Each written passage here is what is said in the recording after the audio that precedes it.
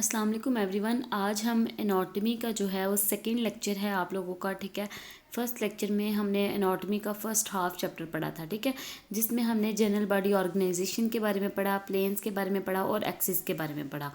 आज जो हम पढ़ेंगे वो हम बोन्स के बारे में पढ़ेंगे, कार्टिलेज के बारे में पढ़ेंगे, ठीक है। जॉइंट की टाइप्स क्या हैं, मसल्स क्या हैं, मसल्स की टाइप्स क्या हैं, तो ये सारी आज हम डिटेल पढ़ेंगे। इससे पहले जिन बच्चों ने लेक्चर नहीं लिया हुआ फर्स्ट लेक्चर, जो न्यू बच्चे हैं, तो उनको मैं फर्स्ट लेक्चर भी सेंड कर दूंगी, ठीक है। तो मेरी ट्राई आज यही होगी कि इस लेक्चर में आप लोगों को आपका जो कंप्लीट चैप्टर है फर्स्ट वो मैं कवर करवा दूँ। तो फर्स्ट चैप्टर जैसे ही आपका कंप्लीट हो जाएगा फिर हम इसका टेस्ट भी रख लेंगे। बाकी जो इसके इंपॉर्टेंट पॉइंट है फर्स्ट चैप्टर में से वो भी मैं आपको मार्किंग करवा देती हूँ। ओके स्टूडेंट्स, ये आपके फर्स्ट चैप्टर के इंपॉर्टेंट पॉइंट्स हैं जो आप लोग एक दफ़ा अपनी बुक पे भी लिख लो, ठीक है, अपने नोट्स पे लिख लो। तो इसमें से जो स्टार्टिंग पे है सर्वाइवल नीड्स है, ये हमने फर्स्ट लेक्चर में पढ़ ली हुई हैं। उसके बाद हमने कम्युनिकेशन विद एक्सटर्नल इन्वायरमेंट वाला टेबल भी पढ़ लिया हुआ है, एनाटॉमिकल टर्म्स के बारे में भी पढ़ा है, पेयर डायरेक्शनल टर्म्स के बारे में पढ़ा है, बॉडी प्लेन्स को भी आप लोगों ने पढ़ लिया हुआ है। आज के जो हमारे टॉपिक हैं, हमने एक्सियल स्केलेटन क्या होता है, एक्सियल स्केलेटन में कितनी बोन्स आती हैं, फिर अपेंडिकुलर स्केलेटन क्या होता है, अपेंडिकुलर स्केलेटन में कौन कौन सी बोन्स हैं, उनकी नंबरिंग क्या है, बॉडी की कितनी कैविटीज़ हैं, हर एक कैविटी में कौन सा कंटेंट है। ये वाला जो क्वेश्चन है ना, कैविटीज़ ऑफ बॉडी वाला, ये बहुत इंपॉर्टेंट है। उसके बाद एब्डोमेन के रीजन्स क्या हैं और axis of rotation of body क्या है, ठीक है। ये आज के हमारे टॉपिक्स भी हैं और ये इंपॉर्टेंट भी हैं, तो ये आप लोग ना अपने पास लिख लो। अच्छा बच्चों, बहुत से बच्चों को ना एक्सिस ऑफ द बॉडी का नहीं था पता चल रहा, तो वो मैं इस वजह से आप लोगों को नहीं थे बता रही कि आप लोगों का जब मैं पढ़ाऊँगी तो आप लोग को उसी में एक्सप्लेन करूँगी, फिर ही आपको समझ आएगी, ठीक है। ये जो पहले थे हमने टेबल्स पढ़े थे, पेयर डायरेक्शनल टर्म्स क्या होती हैं, यही सेम जो वर्डिंग है ये आपकी रोशन विल्सन की बुक पे भी है। आप लोग उस बुक को ओपन करो, वहाँ पे इन टॉपिक्स के निशान लगाते जाओ और जहाँ पे हेडिंग्स नहीं बनी हुई आप अपने पेन से वहाँ पे बोल्ड करते जाएँ या हेडिंग्स बनाते जाएँ, ठीक है। Axis of the body skeleton में हमारे पास जो है वो दो स्केलेटन की टाइप्स आती हैं, जिसमें फर्स्ट वन क्या है, एक्सियल स्केलेटन, सेकंड वन है अपेंडिकुलर स्केलेटन। अब सबसे पहले समझ लो कि जो बॉडी स्केलेटन है वो क्या है। बेसिकली बॉडी का जो एक बोनी फ्रेमवर्क होता है, जितना भी एक हड्डियों का ढांचा होता है, उसे हम क्या कह देते हैं, बॉडी स्केलेटन, ठीक है। अब ह्यूमन स्केलेटन की दो टाइप्स हैं। First one is axial. Axial को अगर हम देखें तो एक्सियल में जितने पार्ट्स आते हैं उसमें क्या आता है, skull, vertebral column, sternum, ribs, ठीक है। ये क्या करते हैं, ये बेसिकली बॉडी का एक एक्सिस बनाता है।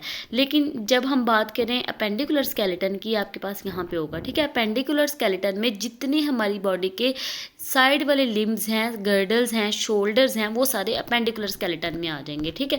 सबसे पहले हम एक्सियल स्केलेटन को देख लेते हैं। मैं आपको बता भी देती हूँ आपने इसमें से क्या क्या याद करना है और कैसे याद करना है। एक्सियल स्केलेटन में आपने इसके पार्ट्स याद करने हैं। इसके पार्ट्स हैं स्कल, वर्टिब्रल कॉलम, स्टर्नम और रिब्स। स्कल क्या होता है, स्कल बेसिकली जो हमारी दिमाग की खोपड़ी होती है ना, मैं आपको इजी वर्ड में करके बता रही हूँ ताकि आप लोगों को समझ आ जाए, क्योंकि जब आप लोग स्टार्टिंग पे एनाटॉमी पढ़ते हो आप लोग को इन वर्ड्स का ही नहीं पता होता। तो उसमें भी दो चीज़ें होती हैं, एक क्रेनियम होता है जो हमारे जिसके अंदर हमारा ब्रेन होता है, और उसके साथ हमारा फेस का पार्ट होता है, ठीक है। तो वो कहता है कि हमारे यहाँ पे पूरे फेस में जो एक मूवेबल बोन होती है ना, उसको हम क्या कहते हैं, जो लोअर जॉ वाली बोन है उसको हम मैंडिबल भी कहते हैं। ये भी आप लोगों ने याद रखना है। इसका फंक्शन यही होता है, जो स्कल है, जो खोपड़ी है, उसका क्या फंक्शन है, उसने अपने हमारा जो ब्रेन है उसको प्रोटेक्ट करना होता है, हमारी आइज़ को प्रोटेक्ट करना होता है, हमारे ईयर को प्रोटेक्ट करना होता है, ठीक है। उसके बाद आ जाता है वर्टिब्रल कॉलम। वर्टिब्रल कॉलम क्या है, वर्टिब्रल कॉलम जो है इसमें टोटल जो बोन्स हैं, इसका एमसीक्यूज आता है जो कि 24 मूवेबल बोन्स हैं आपके पास, ठीक है, सैक्रम और कोसिक्स वगैरह। अब 24 मूवेबल बोन के बाद जो बोन्स आती हैं उनके नाम सैक्रम और कोसिक्स हैं। ये मैं आपको ना ये इमेज से दिखाऊंगी, फिर आप लोग को पता चल जाएगा, ठीक है। एक सेकंड में आपको इमेज से भी दिखाती हूँ। ये देखो, ये है। इसमें सबसे पहले ये 7 बोन्स हैं, फिर ये 12 बोन्स हैं जो पिंक कलर में है। 7 वाली को हम सर्वाइकल कहते हैं जो येलो में है, ठीक है। इसी तरह जो फिर पिंक में हमारे पास आती हैं वो कौन सी हैं, वो थोरेसिक वाला पोर्शन है सारा, और वो कितनी है, वो 12 हैं। ये आप लोगों ने याद रखना है। उसके बाद हमारे पास लंबर वर्टिब्रा में टोटल 5 आते हैं, 5 बोन्स आती हैं यहाँ पे जो आपके पास ब्लू कलर में है। फिर ऑरेंज में आपके पास सैक्रम आ जाता है, और फिर उसके बाद कोसिक्स आ जाती है। जो टेल है इसकी वो क्या है, कोसिक्स, जो कि ग्रीन में है, ठीक है। तो ये आप लोगों ने याद रखना है। अच्छा जी, उसके बाद इनकी सबके दरमियान में डिस्क होती हैं जिनको हम इंटरवर्टिब्रल डिस्क भी कहते हैं, और हमारे पास जो है वो स्पाइनल कॉर्ड कहाँ से स्टार्ट हो रही है ये आप लोग देख सकते हो, T8 T7 के दरमियान से जो है वो स्पाइनल कॉर्ड को उसने शो करवाया हुआ है आप लोगों को, ठीक है। तो ये आप लोगों ने इसके नाम अच्छे से याद करने हैं, cervical vertebra, thoracic vertebra, lumbar vertebra, sacrum और कोसिक्स। अच्छा जी, यह हमारा हो गया वर्टिब्रल कॉलम। वर्टिब्रल कॉलम में मूवेबल कितनी बोन्स हैं उनके नाम भी अब हमने याद रख लेने हैं। यहाँ पे भी सिंपल इन्होंने क्या किया हुआ है, उनके नाम लिख दिए हुए हैं और उनकी नंबरिंग लिख दी हुई है, ठीक है। यहाँ पे इस पैराग्राफ में से जो आप लोगों का मोस्ट इंपॉर्टेंट MCQs है वो ये है कि जो सर्वाइकल है, जो अभी मैंने आपको 7 बोन्स बताई हैं, तो उसमें जो सबसे फर्स्ट वाली बोन है ना जिसको एटलस कहते हैं, ये MCQs आती है कि फर्स्ट वाली बोन को हम क्या कहते हैं, क्योंकि इसने जो हमारी स्कल होती है उसके साथ ये ज्वाइंट बनाया होता है, इसने उसके साथ बिल्कुल जुड़ी होती है, ठीक है। उसके अलावा आप लोगों ने मोस्ट इंपॉर्टेंट इसमें से इनके नाम हैं, इनकी नंबरिंग है जो आप लोगों ने अच्छे से याद करनी है। उसके बाद आ जाता है वर्टिब्रल कॉलम के बाद अपेंडिकुलर स्केलेटन। अपेंडिकुलर स्केलेटन क्या होता है, जिसमें shoulder, girdles, upper limbs, pelvic girdle और लोअर लिम्स आ जाते हैं। अब अपर लिम्स में कौन कौन सी बोन्स है आपके पास, ये मैं आप लोग को यहाँ से बताती हूँ। ये देखो, यहाँ पे अगर आप लोग देखो, बल्कि ये नहीं, एक सेकेंड, ये देखो, यहाँ पे हमारे पास जो ये वाला बाजू है उसके अंदर उसने बोन्स के नाम आपको बताया हुआ है। ह्यूमरस, ठीक है, ये ऊपर वाली बोन, फिर उसके नीचे अल्ना और रेडियस आ जाती है, फिर उसके बाद कार्पल, मेटाकार्पल और फिरिंजेस। तो आप जब डायग्राम देख के अपने हाथ पे उसको अपने बाजू पे देख के नाम याद करोगे फिर आप लोगों को नाम याद होंगे, अदरवाइज ऐसे नाम याद नहीं होंगे, ठीक है। इसी तरह जो हमारे पास लोअर बोन्स हैं तो यहाँ पे इनके नाम क्या क्या हैं। इसका सबसे बड़ी बोन जो हमारी बॉडी की है ना वो फीमर वाली होती है। ये भी MCQ आता है कि largest bone of the body कौन सी है, फीमर होती है। फीमर के बाद पेटिला, फिर टिबिया, फिर फिब्यूला, टार्सल्स, मेटाटार्सल्स और फिलिंजेस। अब आप लोगों ने क्या करना है कि आपने इन सब की नंबरिंग, इन सब के नाम जो हैं वो अच्छे से याद करने हैं। अपेंडिकुलर स्केलेटन में और एक्सियल स्केलेटन में जो सबसे ज़्यादा इंपॉर्टेंट चीज़ है वो इनके नाम और इनकी नंबरिंग है, ठीक है। उसके बाद हमारा सेकंड टॉपिक आ जाता है बॉडी कैविटीज़। बॉडी कैविटीज़ क्या होती हैं, बॉडी कैविटीज़ टोटल हमारी बॉडी में कितनी हैं, हर एक बॉडी कैविटी में कौन कौन सी चीज़ें प्रेजेंट है और उनके फंक्शन क्या हैं। ये इतना इंपॉर्टेंट क्वेश्चन है कि 100 में से 90% चांसेस होते हैं कि आपका जब भी एनाटॉमी का पेपर हो उसमें बॉडी कैविटीज़ में से किसी एक कैविटी की डिटेल लाजमी पूछी जाती है, ठीक है। यहाँ पर देखो, सबसे पहले जो हमारे पास कैविटी आती है वो आती है क्रेनियल कैविटी जिसमें ब्रेन होता है, ठीक है। फिर थोरैसिक कैविटी जो हमारी चेस्ट वाला पोर्शन होता है जिसमें हार्ट, लंग्स वगैरह आ जाते हैं।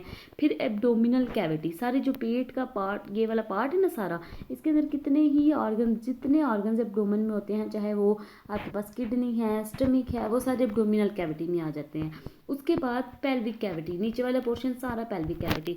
तो कुल मिला के हमारी बॉडी की जो 4 कैविटीज़ हैं उन 4 कैविटीज़ में क्या क्या उनकी डायरेक्शंस हैं, इंटीरियरली उनमें क्या है, लेटरली उनमें क्या है, इनका मतलब क्या है, मैं आप लोग को बता देती हूँ।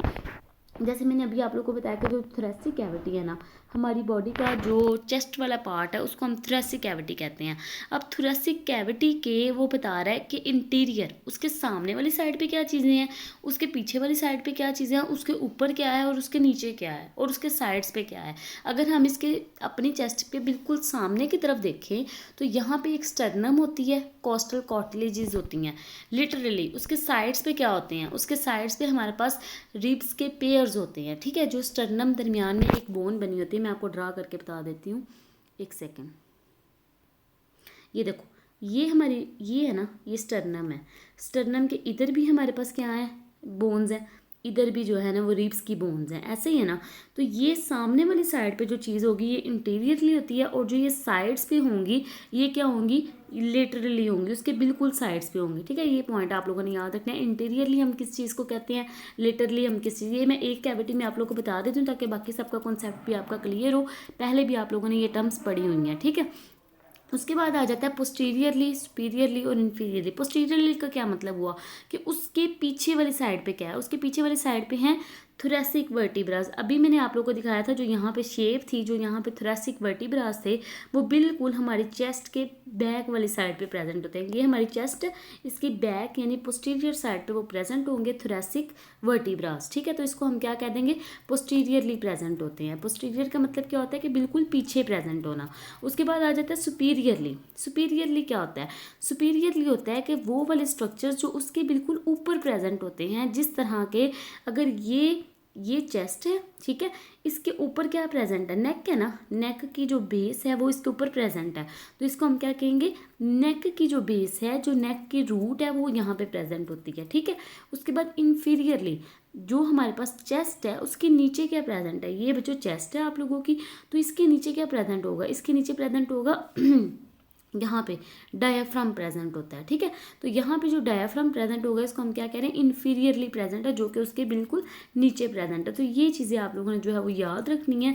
सुपीरियरली किसे कहते हैं, इंटीरियरली किसे कहते हैं। अब बात आ जाती है इसके कंटेंट की, कि इस पूरी चेस्ट कैविटी में उसके अंदर कौन कौन से ऑर्गन्स प्रेजेंट है।